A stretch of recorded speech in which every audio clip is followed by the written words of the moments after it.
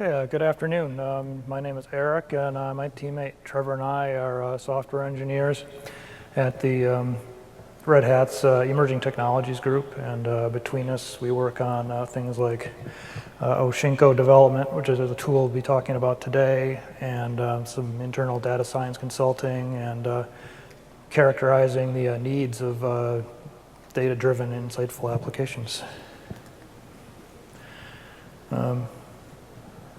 Looks like this thing's not. There we go. So Trevor's going to start the talk. He's going to talk about an introduction just to the basics of containers and container orchestration, and then talk a little bit about containerizing Spark.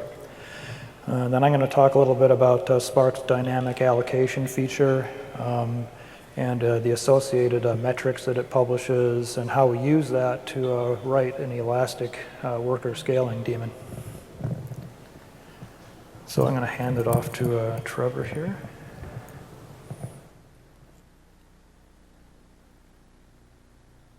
All right, thanks.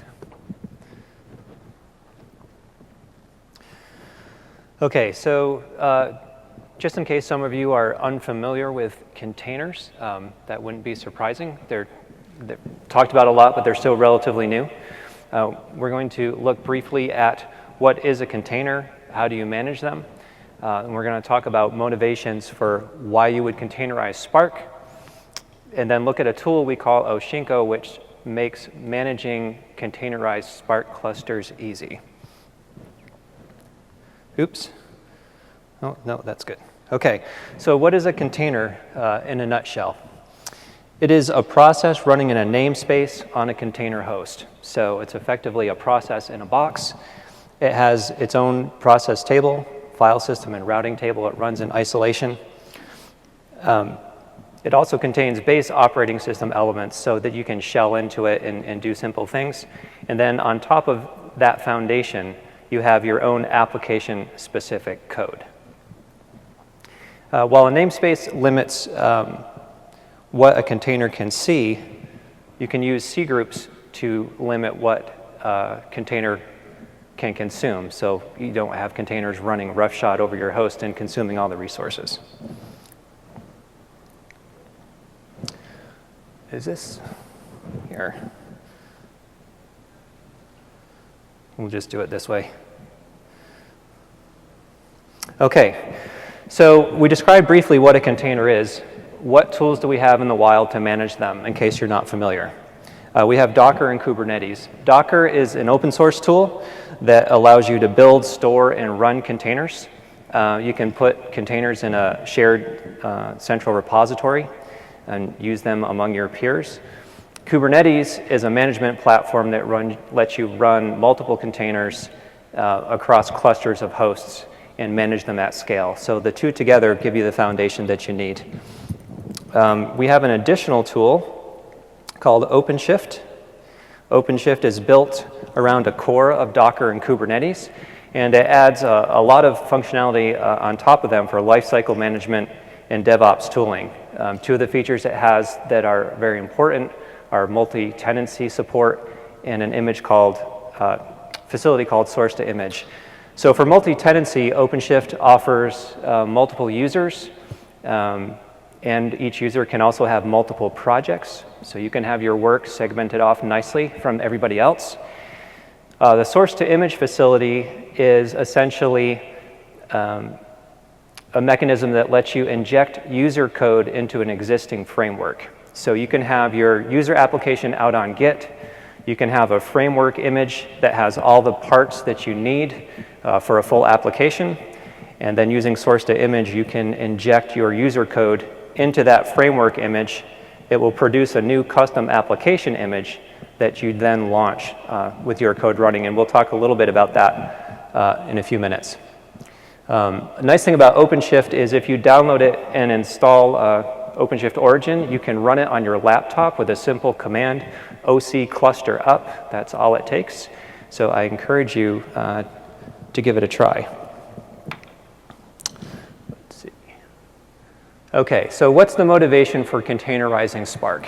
There are a lot of reasons. We'll hit a few of them today. One is that you can get repeatable clusters with no mandatory config. So when you create your base image for the Spark master and workers, you can bake a default configuration into the image, which means you can just launch it. You don't have to worry about Spark configuration files as long as you're using the default. And since container images are immutable, it means you get the same cluster every time. So that's very nice. Another nice thing is that when you're using containers, normal users can create a cluster. So you don't necessarily need IT. You don't need any special privileges. You just need an account on a management platform, and you can run your own cluster.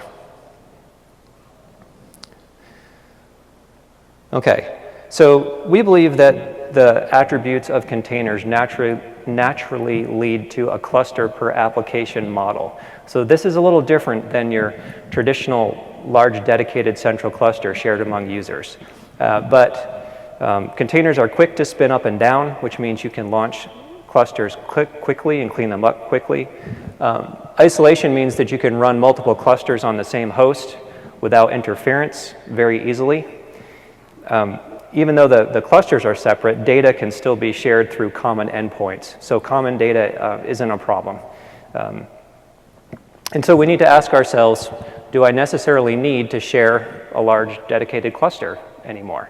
And I think there's a lot of cases where you actually don't. All right. So more reasons.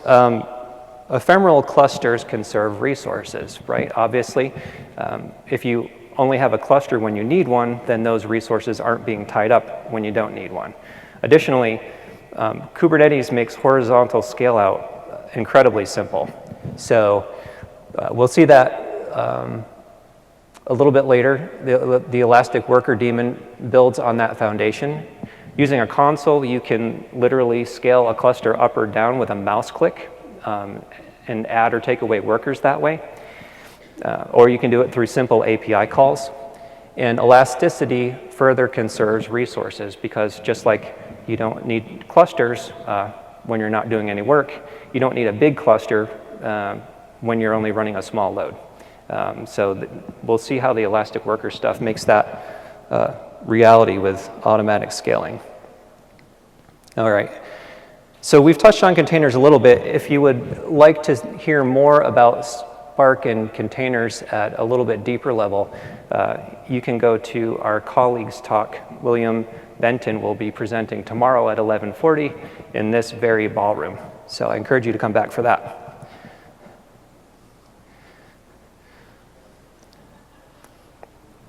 All right, so containers make deployment simple, but there's still lots to do. When you create a cluster, you have to create the master and workers. You have to handle the Spark configuration, wire them all together with URLs, allow access to HTTP endpoints like, for instance, the Spark Master Web UI. And then when you're all done and you decide you don't need it anymore, you have to tear it down. So Oshinko is our application that treats clusters as an abstraction, and it does all this work for us. All right, that works a little better. Maybe not. Okay. I'll just go back to the slow scroll. So what are some of the Oshinko features? Well, we have a lot of flexibility in interfaces. We have a CLI, a web UI, and a REST interface. We allow you to create clusters with only a name because we give you sane defaults. So you can specify more than that, but all you ultimately need is a name. You can scale and delete with simple commands. And although we have sane defaults, we also allow advanced configuration. So what does that look like? It lets you turn on optional features like Elastic Workers that we're going to show you today. It lets you specify things like custom Spark images and Spark configuration files to load onto your nodes. And most importantly, once you create one of these configurations, you can persist it in Kubernetes so that you can refer to it later. We also have some source-to-image builders for Oshinko that will take your PySpark and Java applications and build them into our framework and allow you to get things like ephemeral clusters on application start. We will be doing Scala very soon. It's just around the corner, but it's not actually there yet. Okay, here's a picture of some of the Oshinko components. Up on the left-hand side, you see the Oshinko Openshift console. This is a web UI that's integrated directly into the Openshift console. That's one way to run it. In the center, you see the Openshift and Kubernetes API servers. So all of our components talk to the Openshift and Kube APIs to get work done. On the lower left, you see the Oshinko CLI. So you can run this stuff from the command line. There's a common component there called Oshinko Core, which is where all the business logic is. And that's shared by the CLI, the REST server, in a version of the web UI that runs in a pod. And over on the right, you see a web UI running locally in a pod. There are some reasons you might want to do that. There's an Oshinko REST server also running in a pod inside Kubernetes. And then in the middle, this is the result of a source to image build. Essentially, what you have here is an application image that's been built. It's got user code in it, it's got a special launch script in it, and an embedded version of the CLI. And what this will do is spin up an ephemeral cluster for you automatically, run your user code against it, and then tear it down when you're done. So that's pretty cool. Oop, and I am out of time. So there's a couple examples here for showing how to create a cluster from the shell or from Python. It's very simple. We have an example here of what a configuration object looks like. It's just a key value store, lets you turn options on and off. And I just wanted to make a note that the demo today is stored in a branch. It's not merged to master yet, the source code for this, and that's because we're reviewing the metrics implementation. So that will be merged to master very soon, but we're looking at some other possibilities. And with that, I will turn it over to Erik.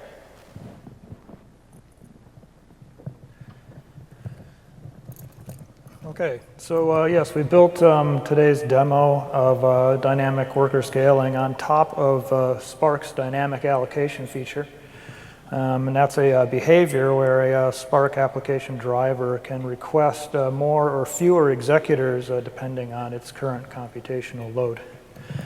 And it does this if you set Spark dynamic allocation enabled, and it'll begin by counting its backlog jobs at a certain cycle.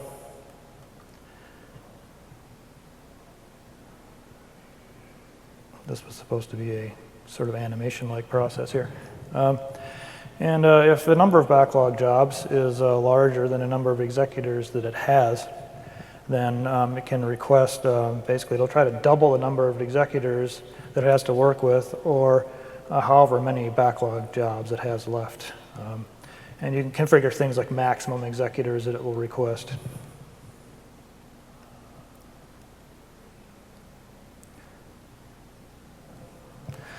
At the same time, it will report the current state of its dynamic allocation numbers if you configure it for actually publishing metrics. In our case, we set it to publish to a graphite carbon host. When it's done, it will wait for a certain interval, which you can configure as a scheduler backlog timeout, and then it'll go back to its original loop. In the event that it actually finds out it has like plenty of executors, it can actually start shutting down executors if they've been idle for too long, and you can set the timeout period on that.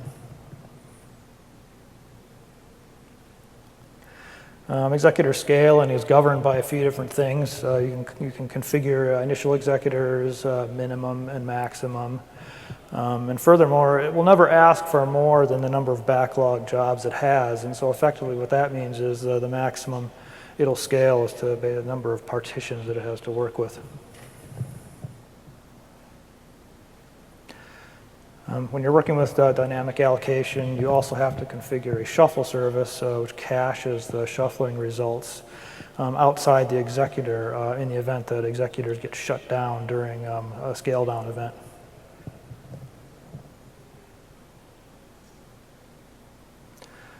So I mentioned that this will publish certain metrics and things like the additional executors requested, how many are being shut down, the total number in any state.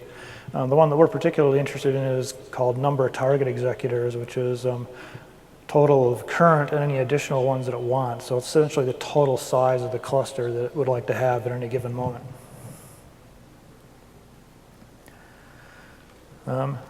So here's a little schematic of how the elastic worker deeming is working inside of Openshift. There's a driver running in its own pod, and it will make executor requests. You can see in the master, and it'll of course attempt to actually scale the executors. Now we have a standalone cluster that's configured so that there's one executor running per worker, so it doesn't have a whole lot of opportunities to do a lot of scale up. However, meanwhile, it will be publishing its number of target executors to the metric service. And we can take advantage of that. So this is where the elastic scaling daemon comes in. It reads those metrics through a REST interface, then queries the Oshinko's REST interface to find out just exactly how many workers are currently running. And if those things are out of alignment, it'll send a request to the Oshinko server to rescale the number of workers. And Oshinko in turn then talks to the Openshift API. At this point, I'd like to bring up the fact that although we're talking about Openshift, there's absolutely none of this that will also not work in Kubernetes. So it talks to the API server, which then does a pod scaling event and changes the number of Spark workers. And so we did a screencast of a run that demonstrates this in action. So beginning here, we have a cluster that's basically only running the Oshinko REST pod and a pod that runs a PySpark notebook.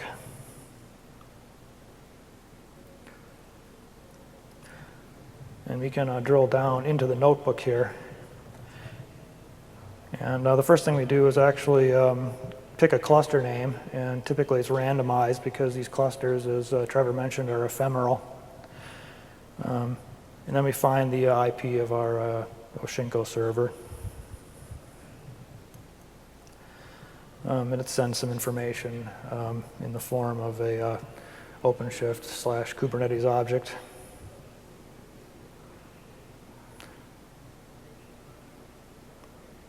So here's where the interesting action starts. It uses that information now to make a REST call, and it's actually going to spin up its own Spark cluster inside the application itself. It's not just connecting to the Spark cluster, it's actually creating it.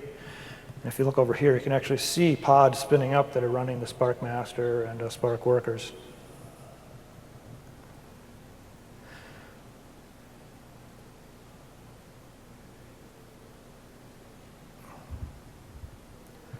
So now I'm going to basically start camping out on the Spark master log so we can watch some interesting things happen when it starts to try to scale.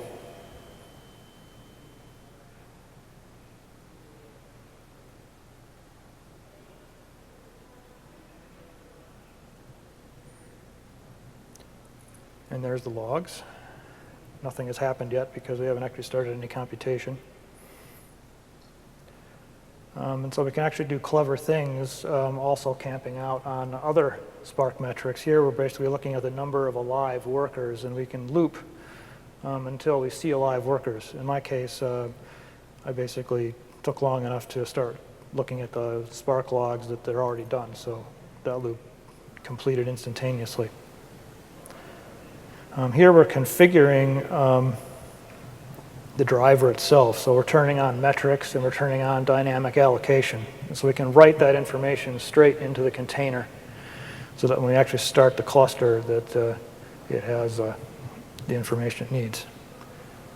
So now I'm actually doing the computations in this notebook. This happens to be a demonstration of a value at risk computation, but for my purposes, the only thing that really matters is that it's hitting the Spark cluster to do some computation. And you can see on the left here now, it's actually beginning to request some executors. You can see that the number of executors at once can actually go up and down pretty quickly, 0 to 2 to 1. And so I wrote the elastic daemon to smooth that curve out a little bit because I basically don't want it to thrash trying to bring up and down pods too quickly inside of Kubernetes or OpenShift. And if you look on the lower left, you can actually see the number of worker pods beginning to scale up. I set a maximum of 20 just so I didn't clobber my cluster, so it's basically scaled up now as far as it's going to go.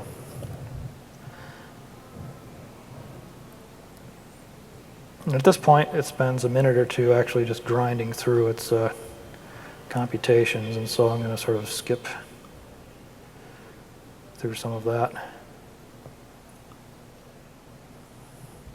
Now you can actually see it beginning to scale down because it's effectively done with its computations. You can see the graph it finally produced for its value at risk distribution.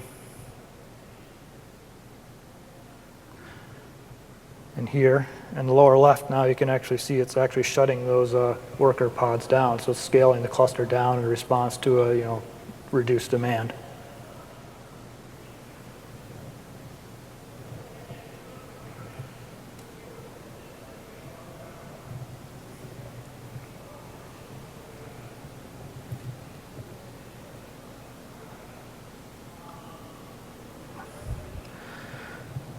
Here it's already scaled down. And I've actually done a command, a REST command, to tell Oshinko to shut this cluster down. So if you go back and look at what's happening to the pods, all the pods and containers associated with that cluster are now being decommissioned. And so the cluster is returning to its initial empty state.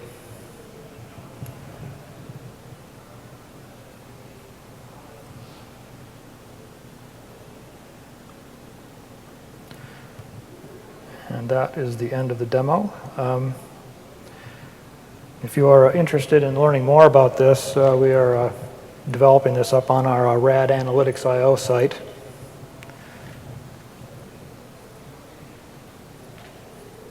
And you can find Oshinko under its own Oshinko RAD Analytics site. And there are some specific particular images that we customized for today's demo, which you can also access. And you can pull our standard Docker images at the corresponding RAD Analytics.io Docker repository. And I just wanted to bring up, if you're interested in Spark on Kubernetes or OpenShift, there's also an effort in the developer community underway to provide a native scheduler backend for Kubernetes. So it can do a lot of what is happening here, except straight inside of Spark with a backend class.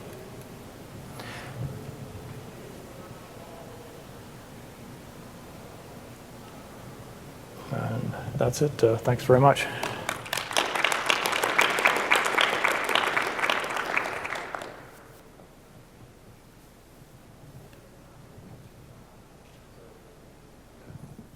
We've got plenty of time for questions, so.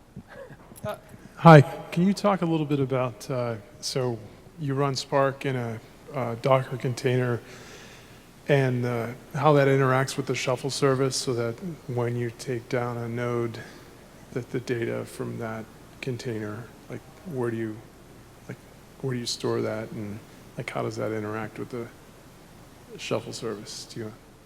Right. So in this case, this is a standalone cluster. It doesn't actually know, of course, it's running in containers. But in a standalone cluster, each worker is running its own shuffle service kind of internally. Now, it can happen. I've actually seen this where, if OpenShift kills a pod, it treats pods like cattle. So, one consequence of doing it this way is it can actually decide to kill a pod that's running some compute. And you can occasionally see the logs complain that it lost some results. I've kind of tuned some of that behavior out because I've set a longer executor timeout time. And also, like I said, I kind of smooth the curve out so I don't constantly try to delete workers prematurely. So I reduce the loss problem. But one potential advantage of the native effort that's underway is once you're inside of Spark, it can be a little smarter about which exact executors it shuts down. Does that answer your question? Yeah.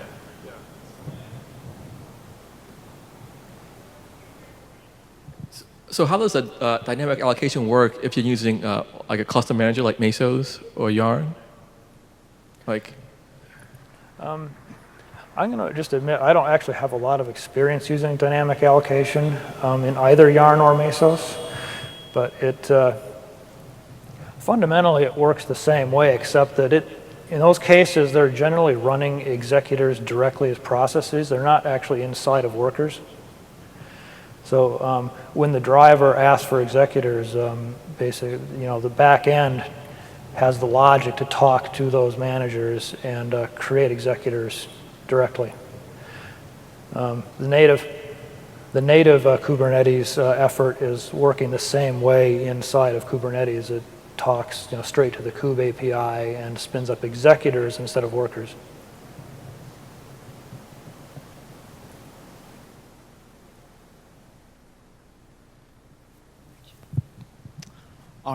If I understand you correctly, you are launching a new cluster when there's jobs waiting in the queue. Is that correct? Am I adding a new cluster? Are you talking about a new Spark cluster? Your containers or new computing resources. Yes, when Spark, when the driver itself, detects that it has backlog jobs scheduled that aren't being serviced, it publishes that information through its metrics as long as you have that turned on. Right. And so I'm intercepting that, and what it's actually spinning up, in our case, we're spinning up new workers, and then they register with, in our case, the master. Okay. Let's say if that job, you're checking the jobs in the queue. Let's say if the job itself, when it starts processing, it needs more resources. How does that handle? Well, job is a potentially overloaded word. There's like Spark's concept of a job, which is like a compute unit. Is that the kind of job you're talking about? Yeah, let's say if the job, your work or your cluster have like 10 workers, and all of a sudden when the new jobs kicks in, that one needs 20. How is that handled? Is that handled? Yes, it'll handle that.